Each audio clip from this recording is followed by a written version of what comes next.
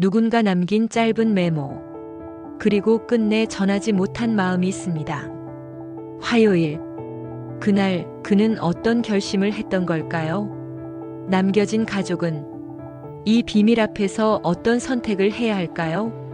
사랑은 때로 말하지 못한 채 남고 그 침묵이 깊은 아픔을 만들기도 합니다. 마지막 여운. 지금 그 이야기를 시작합니다. 그날 밤 영순 씨는 좀처럼 잠을 이루지 못했습니다.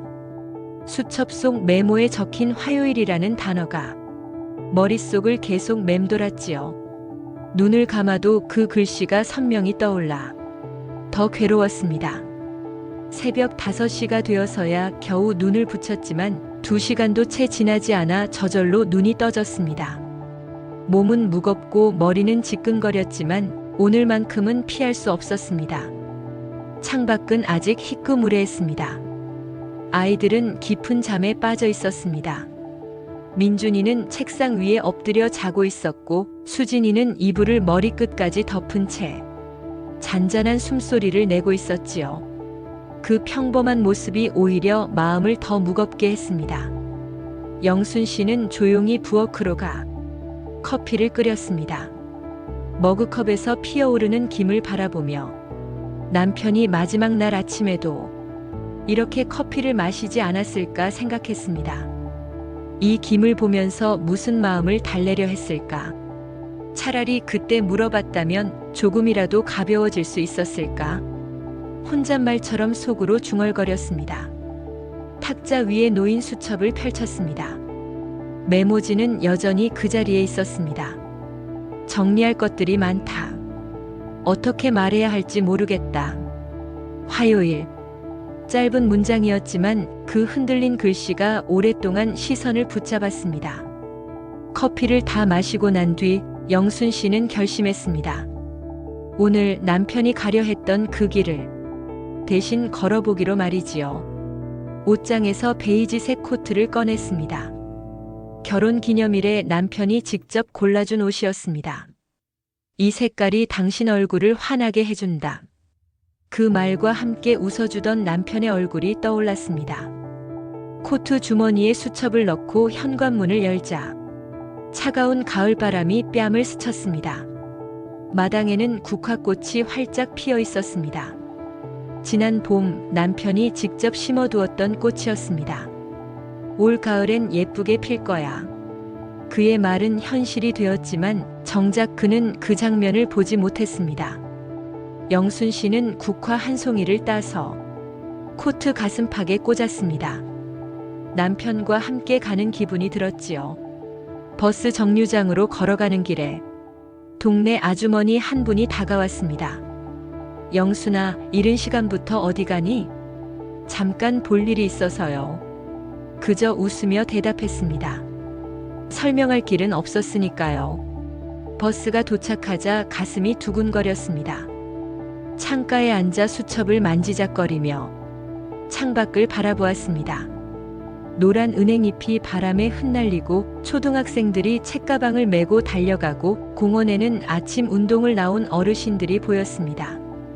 평범한 풍경이었지만 오늘따라 낯설게 다가왔습니다. 태호 씨도 이 길을 지났겠지. 저 신호등에 멈추며 혼자 무슨 생각을 했을까? 정말 끝까지 말하지 않으려 했던 걸까? 생각은 꼬리를 물고 이어졌습니다. 하모니 카페 앞 정류장에서 내렸습니다. 카페는 아직 문을 열지 않았습니다. 시계를 보니 아침 9시.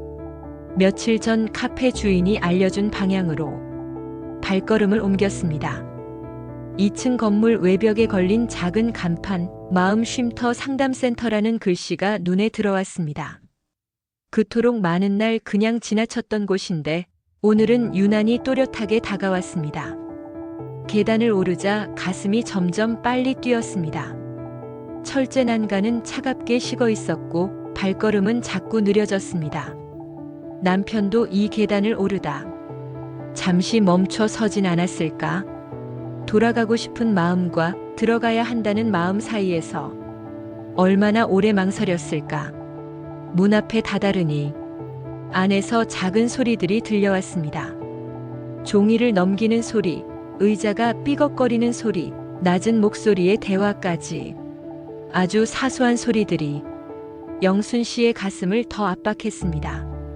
손을 뻗어 문손잡이를 잡았다가 곧 놓아버렸습니다. 심장은 쿵쾅거려 가슴이 저릿했고 손끝은 얼음처럼 차가웠습니다. 문틈 사이로 따뜻한 불빛이 새어나왔습니다. 남편도 이 문 앞에 섰을까요? 손잡이를 붙들고 한참 망설였을까요?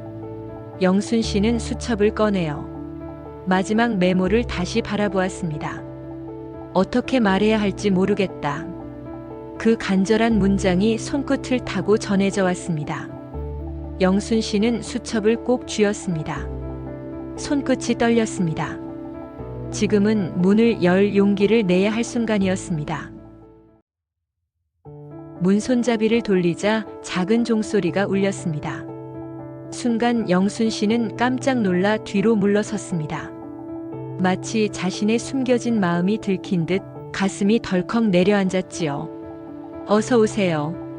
따뜻한 목소리가 들려왔습니다.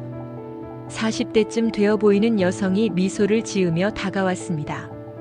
차분하고 온화한 인상, 상담사 같다는 느낌이 들었습니다. 혹시 예약을 하고 오신 건가요? 아니요, 그게 아니라. 영순 씨는 말끝을 흐렸습니다. 무슨 말을 어떻게 해야 할지 막막했거든요. 상담실 안은 생각보다 아늑했습니다. 부드러운 조명, 벽에 걸린 작은 그림, 창가에 놓인 초록 식물 하나까지. 차갑고 무거운 공간일 거라 짐작했는데 의외로 집처럼 편안한 분위기였습니다. 앉으시겠어요? 천천히 말씀해 주세요. 상담사가 소파를 가리켰습니다. 영순 씨는 조심스럽게 앉으며 품에서 수첩을 꺼냈습니다. 제가 남편을 잃었습니다. 2달 전에요. 목소리가 떨렸습니다. 상담사의 눈빛이 순간 부드러워졌습니다. 많이 힘드셨겠어요. 영순 씨는 수첩을 펼쳐 마지막 메모가 적힌 페이지를 보여주었습니다. 여기 남편이 남긴 글입니다. 화요일이라고 적혀 있더군요. 혹시 이곳과 관련이 있을까 해서요. 김태호라는 이름으로 예약이 있었는지. 상담사는 잠시 망설이며 입술을 달싹였습니다. 죄송하지만 저희가 개인정보를 함부로 말씀드리긴. 알고 있습니다. 다만 영순 씨는 수첩을 꼭 쥔 손을 떨며 말을 이었습니다. 그게 제 마지막 희망 같습니다. 간절한 눈빛에 상담사는 한동안 침묵하다가 조심스럽게 말했습니다. 네, 맞습니다. 김태호님, 2달 전 화요일 오후 2시에 예약이 잡혀 있었습니다. 영순 씨의 가슴이 철렁 내려앉았습니다. 정말이었구나. 그날 남편이 향하려 했던 곳이 여기였구나. 하지만 오시지 않았습니다. 저희가 전화를 드렸지만 연결이 닿지 않았어요. 그 시간 남편은 이미 세상을 떠나 있었습니다.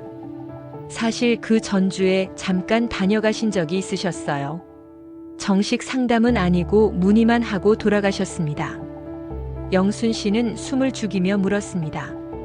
그때 무슨 말을 하던가요? 상담사는 잠시 눈을 감았다가 조심스레 대답했습니다. 가족 상담을 원하셨습니다. 특히 건강 문제 때문에 가족들에게 부담을 주고 싶지 않다고. 아이들이 아직 어린데 걱정하게 만들고 싶지 않다고 하셨습니다. 그 말이 가슴에 깊게 파고들었습니다. 짐이 되고 싶지 않았다는 남편의 고백. 그 한마디가 영순 씨의 눈시울을 뜨겁게 만들었습니다. 상담사는 잠시 머뭇거리더니 서랍에서 작은 봉투 하나를 꺼냈습니다. 이걸 맡기고 가셨습니다. 만약 무슨 일이 생기면 아내에게 전해달라고 하셨거든요. 저희 입장에서도 흔치 않은 경우였습니다. 봉투 위에는 영순이에게라고 적힌 글씨, 남편의 단정한 손글씨였습니다. 손이 덜덜 떨려 봉투를 제대로 잡을 수 없었습니다.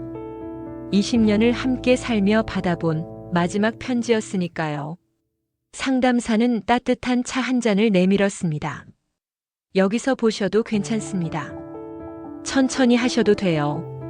영순 씨는 봉투를 가슴에 꼭 안았습니다. 종이의 결결마다 남편의 체온이 남아있는 듯 했습니다. 2달 전 남편이 혼자 끌어안았던 무게, 그리고 끝내 전하지 못한 사랑이 이 봉투 안에 담겨 있었습니다. 여러분이라면 사랑하는 사람이 남긴 마지막 편지 속에서 그 마음을 받아들일 준비가 있으신가요? 영순 씨는 작은 봉투를 두 손으로 받아들었습니다.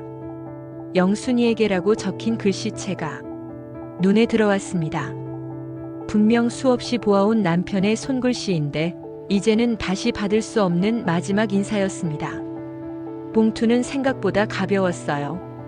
하지만 그 안에 담긴 마음의 무게는 온 세상보다 무거운 것 같았습니다. 종이의 거친 결이 손끝에 전해져 왔습니다. 마치 태호 씨의 손길이 아직 그 위에 남아있는 듯 했어요. 천천히 하세요. 급하실 것 없어요. 상담사가 조용히 말했습니다. 하지만 영순 씨는 그 말이 잘 들리지 않았어요. 온 신경이 봉투에만 집중되어 있었거든요. 눈물이 차올라 글씨가 흐릿해졌습니다. 영순 씨는 봉투를 가슴에 끌어안고 한참 동안 눈을 감았어요. 심장 소리가 귓가에서 쿵쾅거렸습니다. 태호야, 정말 여기 있는 거니? 네가 마지막에 하고 싶었던 말이 정말 이 안에 들어있는 거야? 속으로 중얼거렸지만 대답은 돌아오지 않았습니다. 다만 봉투를 통해 전해지는 종이의 따스한 감촉만이 있었을 뿐이에요. 상담사는 멀찍이 앉아 따뜻한 시선을 보내고 있었습니다. 말 한마디 건네지 않았어요. 이 순간만큼은 누구도 대신할 수 없음을 알고 있었기 때문입니다.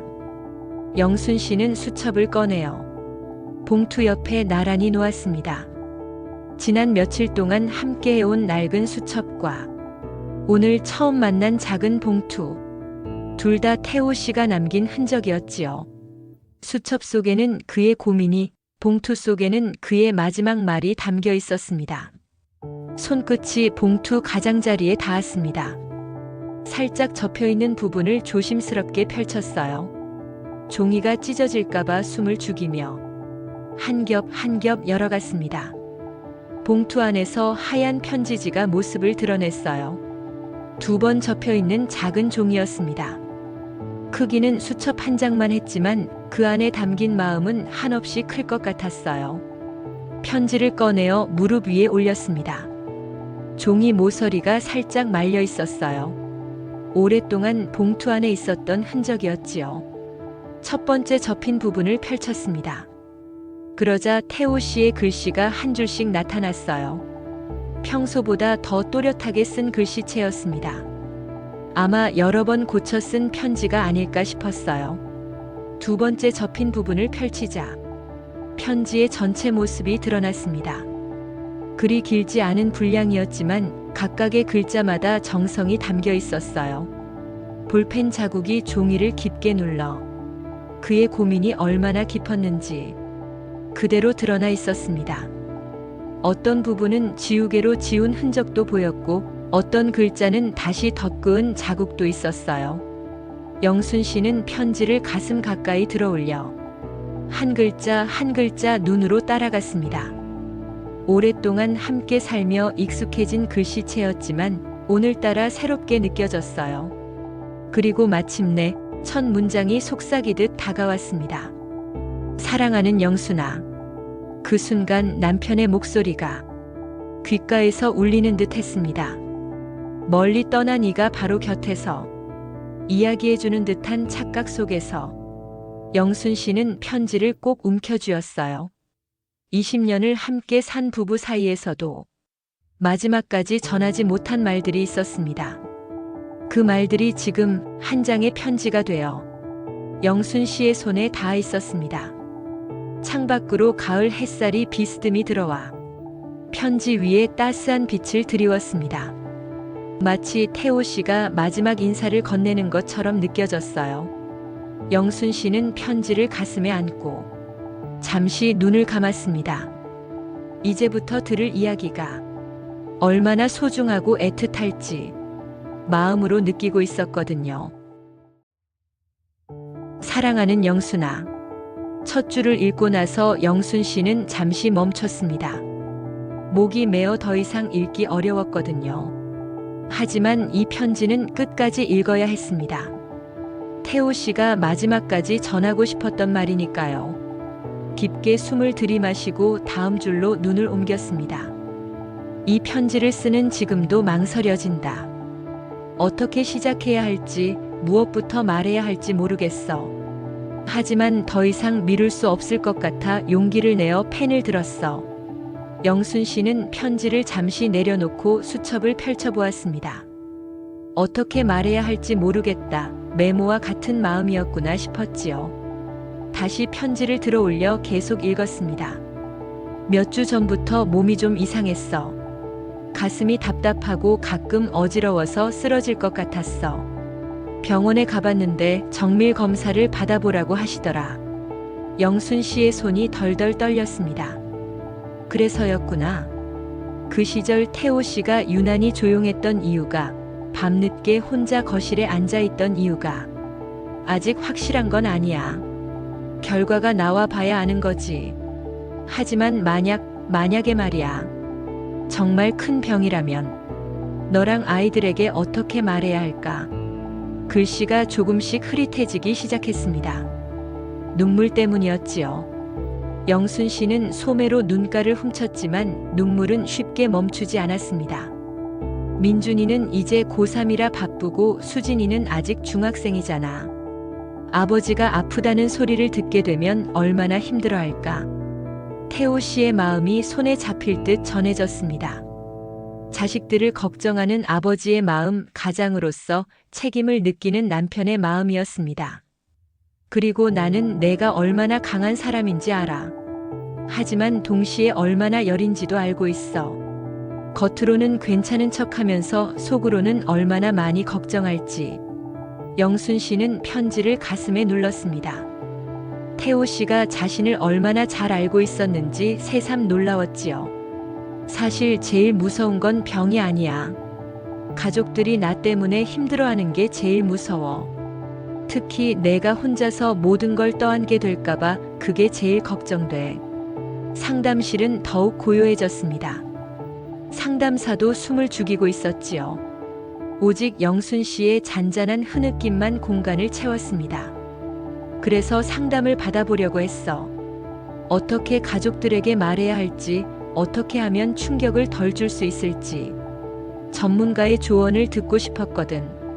영순 씨가 고개를 들었을 때 상담사의 눈시울도 붉어져 있었습니다. 하지만 막상 와보니 용기가 나지 않더라. 이런 이야기를 남에게 하는 것조차 가족들을 배신하는 것 같아서. 그래서 그냥 예약만 하고 나왔어. 영순 씨는 이제야 모든 조각이 맞춰지는 걸 느꼈습니다. 편지의 마지막 부분이 보였습니다. 영순아, 미안해. 혼자 끙끙 앓으면서 너를 멀리한 것 같아서. 아이들에게도 좋은 아버지가 되지 못해서. 만약 정말 큰 병이라는 결과가 나오면 그때 가서 용기를 내어 말할게. 하지만 그 전까지는 평범한 일상을 지켜주고 싶다. 내가 아침에 끓여주는 커피, 민준이가 아빠 고생했어요 라고 하는 말, 수진이가 내 어깨에 기대어 TV 보던 시간들. 그런 소중한 순간들을 지키고 싶다. 사랑해, 영순아. 너와 함께한 20년이 내 인생의 가장 큰 선물이었어. 태호가. 편지가 끝났습니다. 영순 씨는 한참 동안 그 자리에 앉아 편지를 바라보았습니다. 태호 씨의 사랑이 이런 모양이었구나. 가족을 지키고자 했던 그 마음이 때로는 거리를 만들기도 했다는 것을 이제야 알게 되었지요. 사랑한다는 말이 때로는 이렇게 아플 수도 있었습니다. 여러분이라면 지금 이 순간 사랑하는 사람에게 어떤 말을 남기고 싶으신가요? 영순 씨는 편지를 조심스럽게 접어 봉투에 넣었습니다. 손끝이 여전히 떨리고 있었지만 마음 한구석이 조금은 가벼워졌습니다. 괜찮으신가요? 상담사가 조용히 물었습니다. 네, 이제 알 것 같아요. 남편이 왜 그랬는지. 쉬어있는 목소리였지만 전보다 한결 차분했습니다. 깊이 고개 숙여 인사한 뒤 영순 씨는 상담실을 나섰습니다. 늦가을 햇살이 따뜻했지만 바람은 차갑게 불었습니다. 가슴에 봉투를 꼭 안은 채 버스를 기다리며 생각했습니다. 아이들에게 이 편지를 보여줘야 할까? 아직 어린 수진이, 대학을 앞둔 민준이, 하지만 곧 마음을 정했습니다. 아픔이든 사랑이든 가족이 함께 나눠야 한다고. 집에 도착하니 아이들은 이미 와 있었습니다. 수진이가 다가와 반겼고 잠시 후 민준이도 방에서 나왔습니다. 영순 씨는 두 아이를 소파에 앉히고 봉투를 꺼냈습니다. 아빠가 우리에게 남긴 편지가 있어. 아이들의 눈이 커졌습니다. 영순 씨는 봉투를 펼쳐 천천히 읽기 시작했습니다. 편지 속 태호 씨의 목소리가 거실 안에 울려 퍼졌습니다. 아버지의 걱정과 사랑, 가족을 지키려는 마음이 또박또박 전해졌습니다. 편지가 끝났을 때 방 안은 조용했습니다. 수진이는 눈물이 흘렀고 민준이는 고개를 숙였습니다. 아빠가 아프셨구나. 민준이가 힘겹게 말했습니다. 그래서 그렇게 조용하셨던 거구나. 저는 아빠가 저를 멀리하신 줄 알았어요. 수진이도 흐느끼며 말했습니다. 아빠가 저 때문에 힘들어하신 줄 알았는데 아무것도 모르고 투정만 부렸어요. 영순 씨는 두 아이를 품에 안았습니다. 아빠는 너희를 너무 사랑하셨어. 그래서 걱정을 끼치고 싶지 않으셨던 거야. 잠시 후 수진이가 사진 쪽으로 다가갔습니다. 거실 한편에 놓인 아버지의 사진 앞에서 조용히 속삭였습니다. 아빠, 걱정하지 마세요. 엄마랑 오빠랑 잘 지낼 거예요. 민준이도 말했습니다. 아빠, 저도 이제 알겠어요. 앞으로는 제가 엄마랑 수진이를 지킬게요. 창밖으로 석양빛이 거실을 물들였습니다. 세 사람은 사진 앞에 나란히 앉아 오래도록 침묵했습니다. 저녁은 뭐 먹을까? 영순 씨가 조용히 물었습니다. 아빠가 좋아하시던 김치찌개 어때요? 민준이가 대답했습니다. 그래, 아빠 생각하면서 같이 만들자.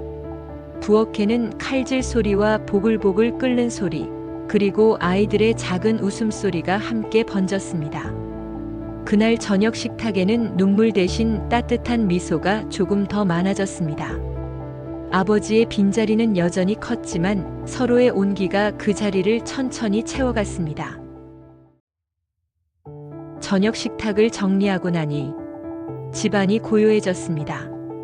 아이들은 각자 방으로 들어갔지만 오늘은 예전과 달랐어요. 문을 열어두고 있었거든요. 부엌에서 설거지를 마친 영순 씨는 남편이 늘 마시던 머그컵을 손에 들었습니다. 컵 가장자리에 아직도 그의 손길이 남아있는 것 같았어요. 뜨거운 물을 부어 커피를 내렸습니다. 김이 피어오르는 향기가 남편을 떠올리게 했지요. 마치 그가 옆에 앉아 함께 하루를 돌아보는 것 같았습니다. 거실로 나와 창가에 앉았어요. 마당의 국화꽃들이 저녁바람에 살랑살랑 흔들리고 있었습니다. 태호 씨가 봄에 심어둔 꽃들이 이제 만개에 있었어요. 아빠가 말한 대로 예쁘게 폈네. 수진이가 방에서 나와 말했습니다. 책을 들고 있었지만 엄마 곁에 와서 앉더군요. 민준이도 공부를 멈추고 나왔어요. 엄마, 혼자 있지 마세요. 우리가 있잖아요. 세 사람은 창가에서 국화꽃을 바라보며 앉아 있었습니다. 아무 말 없이도 서로의 마음을 느낄 수 있었어요. 영순 씨는 책상 위를 바라봤습니다. 태호 씨의 수첩과 편지가 가지런히 놓여 있었지요. 더 이상 혼자 간직할 비밀이 아니었어요. 이제는 온 가족이 함께 나눈 추억이었습니다. 엄마, 수진이가 조용히 말했어요. 아빠가 우리를 많이 사랑하셨구나. 그래, 너무 사랑해서 걱정까지 하셨던 거야. 민준이가 고개를 끄덕였습니다.